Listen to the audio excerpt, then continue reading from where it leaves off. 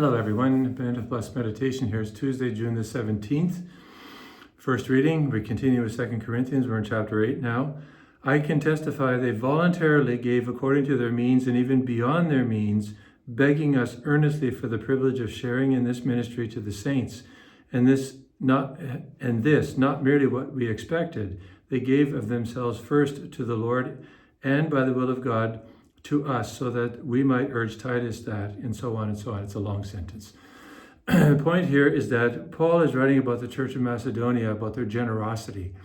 And it's something for all of us to emulate, because these people probably, most likely, did not have a lot. And yet, none of them died of starvation.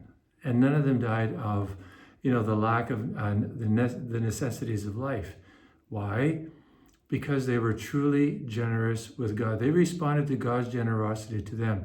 And it's not like they denied themselves of the essentials of life. But, imagine, at least in our North American society, Europe, some people do watch this from Europe. We have far more than we can imagine. And even the little we have is far more than some of the kings of old had. Like even this iPhone's technology that we never dreamed of by the kings of old.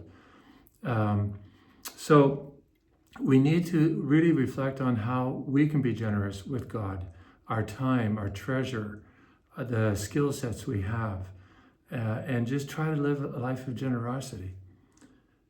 Over to the gospel, Matthew, we're continuing with the Sermon on the Mount. I say to you, love your enemies and pray for those who persecute you, so that you may be children of your Father in heaven.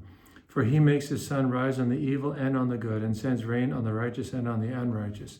This really kind of addresses how we are called to love others, because our Lord holds up his own Father as an example.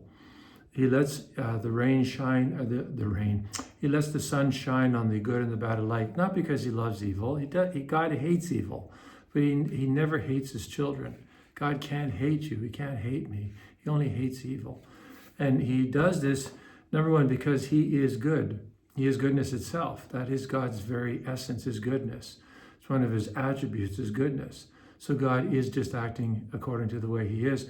But also it's an example for you and me that we can hate the sin, I should say, but love the sinner. The person, always love the person.